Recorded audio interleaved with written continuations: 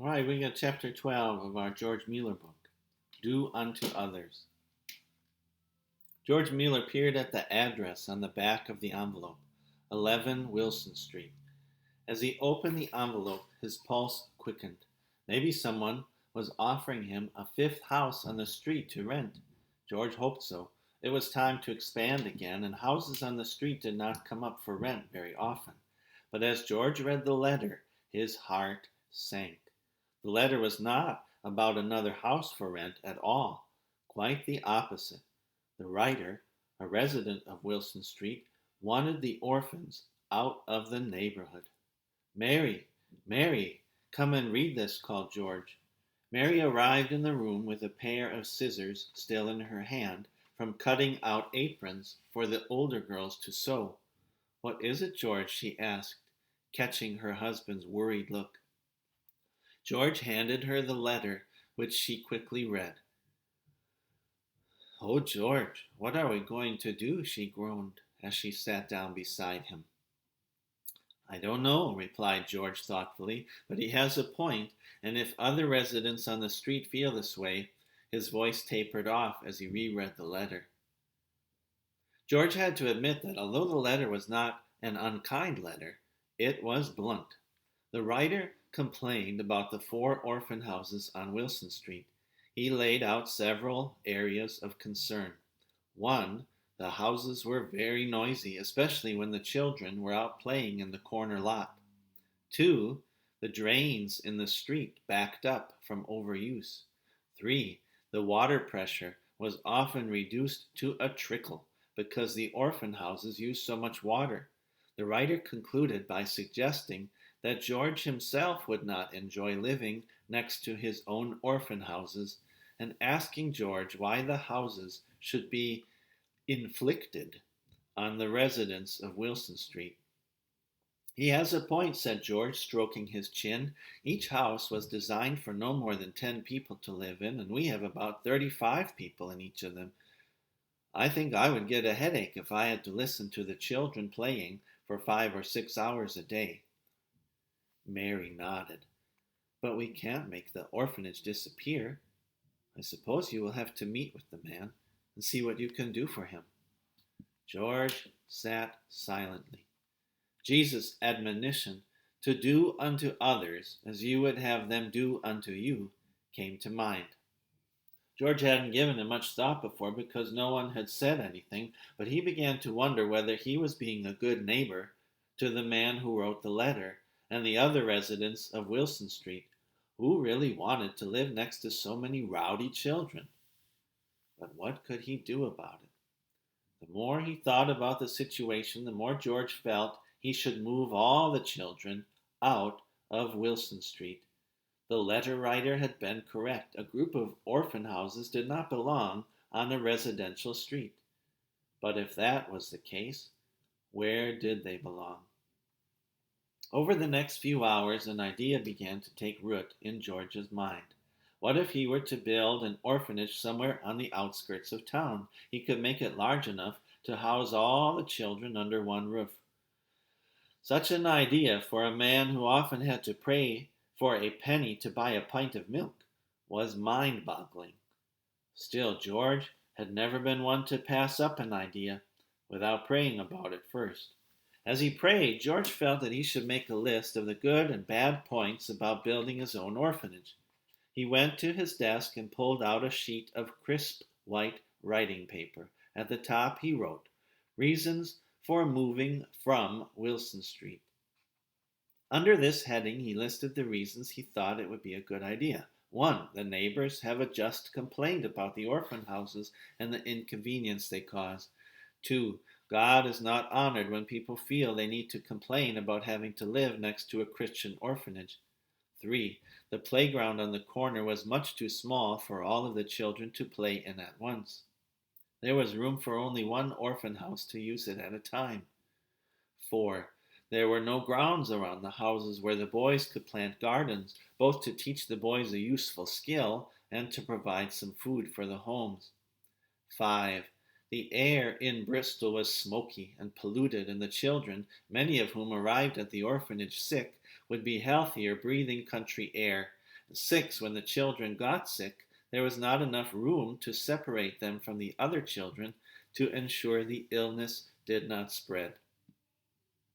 Satisfied that he had listed all the reasons why it might be good to move the orphanage, George wrote a second heading, Reasons for Remaining on Wilson Street, under which he listed the following reasons. 1.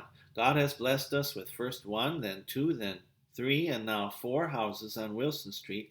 We would have to be very sure he was leading us to leave. 2. A lot of money would be required to move, money that could otherwise be used on the needs of the orphans. 3. It would take a tremendous amount of time to find the right site and plan and build a new orphanage. For several hours, George prayed over the 2 lists and finally came to the conclusion that it would be a good thing to build a new orphanage. More children than ever were on the waiting list, and having a larger facility that could accommodate them, as well as the children already in the orphanages, would make things a lot easier. The new facility would need only 1 huge kitchen, 1 laundry, and 1 heating system, and not only that, it would be wonderful to get the children out into the country a little. Since the children lived and went to school all within 1 block, they seldom got to experience nature.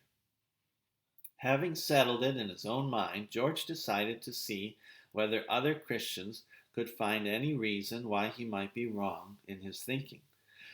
At a regularly scheduled church prayer meeting that evening, he told the congregation about his idea. Everyone thought it was inspired. Once the building was paid for, a great deal of money would be saved in rent. As well, a permanent structure would be something the people of Bristol, both Christian and non-Christian, could point to as an example of what faith in God could do. George and Mary began to pray in earnest for the project. They asked God to show them how they should proceed. George also gathered some important facts so that they could pray more specifically. It was good that they believed in a generous God, because if they didn't, the facts may well have discouraged them. They would need at least £10,000 to construct a building large enough to house 300 orphans. With the facts in hand, the Müllers spent the next 35 mornings praying for a sign from God that they were supposed to begin building. Each day, nothing happened. But George did not get discouraged. He just kept praying and asking God to give him more faith to keep believing. Then on December 10th, 1845, during their 36th morning of special prayer, they heard a knock on the door. A bank draft was delivered to the house, and with it a note saying the money was for building a new orphan house. The amount on the bank draft read £1,000. It was the largest single donation George had ever received. 3 days later, Mary Müller's sister, who was living with George and Mary, returned to Bristol. She had been away in London, where she had met a man who had read George's book. She had introduced herself as George Müller's sister-in-law, and the 2 of them had struck up a conversation about the work that was going on in Bristol. In the course of the conversation, Mary's sister had mentioned the plan to build a new facility. The man's ears had pricked up, and the man announced that he was an architect and would design and oversee the building of the new structure for free. He had apparently been praying for some way to serve God with his skills. George was thoroughly excited. He already had a picture in his mind of how the new orphanage should look. The orphanage would be like no other building he had ever seen. It would not be built like other Victorian homes, but rather every aspect of it would be thought out to serve the needs of the children as smoothly and efficiently as possible. George now began to pray for the right site to build on. He knew they would need a large property. 6 or 7 acres would be ideal, and the land would need to be on the outskirts of town. A building boom was going on in Bristol at that time, and the price of land was rising fast. Still, this did not concern George. As he had written in his journal, he believed that building an orphanage was God's idea, and therefore, as long as he did all he could, it was ultimately God's responsibility to make the dream a reality. George and Mary continued with their morning prayer vigils, and on December 29th, another £50 was given towards the new orphanage. And then on January 3rd, One of the orphans stopped George as he was leaving number 1 Wilson Street. "Here, Mr. Miller," she said with shining eyes. "My aunt sent me some money from my birthday. I want you to have it for our new house." She handed George 6 pennies. He thanked her and returned home to record the gift in his account book. No amount was ever too small for George to record or be grateful for. The total donated so far for the new orphanage was now £1,050 and 6 pence. The donation from the girl at the orphanage, small as it was, convinced George that it was time to start looking for a site for the new building. Later that morning, George prayed for God to guide him as he set off to look at a site that several people had suggested was suitable. But the more George walked around the site, which had been an armory, the more he knew it was not the right site for the new orphanage. It was in a slight hollow, which would make it extra damp in winter, and it did not catch the fresh westerly sea breeze. As he walked home, George passed another piece of property which, while it did not appear to be for sale, he felt drawn to. Was God telling him that this was the place to build the orphanage? George inquired at the next farmhouse as to who was the owner of the land. With the owner's name and address written on a piece of paper in his pocket, George went home to tell Mary what he had found. "Is it for sale?" Mary asked him over dinner. "When are the orphans moving?" asked 13-year-old Lydia. "I want to visit them all the time. It sounds so much fun to be out in the country. Promise I can spend some nights out there, please, Papa." "Hold on," chuckled George. "There's a long way to go yet. I'm going to write to the owner, but I'm not even sure if he will sell the land." That night George wrote to the owner, and 6 days later he got a reply. The owner would sell the land, but for £1,000 an acre. While it sounded like a high price, it was actually quite reasonable. Yet George didn't feel he was to spend that much on land. He began to pray that God would either reduce the cost of the land or give him the patience to wait for an even better property. A month had passed when a member of his congregation told George about another piece of property to the north of the city on Ashley Down. George and Lydia went to look at it. The property was only about a mile from Wilson Street, but the mile was straight up the side of a hill. Once George and Lydia reached the top of the hill, Ashley Down leveled off, and father and daughter enjoyed the breathtaking view of Bristol spread out below them. "It's perfect, Papa," said Lydia. "Look at the cows." Ashley Down was gentle and rolling and had large trees dotted across it. Cows grazed happily on the lush green grass, and a horse galloped back and forth in a pasture. The particular plot of land George had come to see was perfect for an orphanage, just as Lydia had observed. There were no neighbors, and the children would be free to make as much noise as they wanted. Not only that, the soil on Ashley Down would be good for the boys to plant their gardens in. And George could just imagine the view from the third-story windows all the way to Stapleton in the east and Horfield to the north. "Yes, Lydia," George told his daughter, "we must pray that God will show us if we are to have this property." That evening, after George had finished answering his daily correspondence, he decided it was the right time to visit Mr. Hazelwood, the owner of the Ashley Down property. He walked to Mr. Hazelwood's home only to be told that Mr. Hazelwood was still at work. George got the work address and strolled to the workplace, but when he arrived, the owner was not there either, so George decided to go home and try to contact Mr. Hazelwood the next day. On the way home, he prayed and asked God to cause the owner to accept a reasonable price for the land.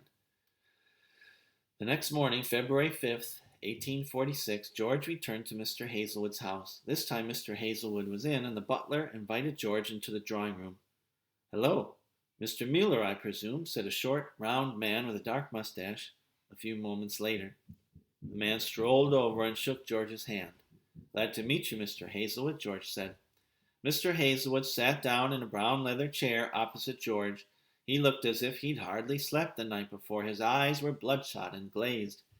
"Well, let's get down to business, shall we, Mr. Müller?" he said. "As I understand from what my butler told me last night, you want to buy my property on Ashley Down for your orphans." George nodded. "That's correct, sir." Mr. Hazelwood leaned toward George and lowered his voice. "Well, let me tell you the strangest thing. Last night, when I heard you had been to visit, I decided to tell you the price was £200 an acre. A fair price by anyone's reckoning." George nodded, and waited for what Mr. Hazelwood would say next. Well, I went to bed, and about 3 this morning I woke up. No matter how hard I tried, I couldn't get back to sleep, nor could I escape the feeling as I lay awake that I was to offer you the land for £120 per acre. By breakfast time, I was convinced that's what I should do. I won't make the profit I intended to on the property, but I hope I will get a better night's sleep tonight. George was delighted. He was certain this was God's answer to his prayer for land on which to build the new orphanage. A deal to buy the land was quickly struck, and right there and then all the paperwork was filled out, and by evening George Müller was the owner of 7 acres of beautiful land on Ashley Down, and he had paid a total of £840 for it, less than the price of a single acre of the other property. At once he wrote to the architect in London asking him whether he was still interested in helping to design and supervise the building of the orphanage. To be followed by Chapter 13, Ashley Down.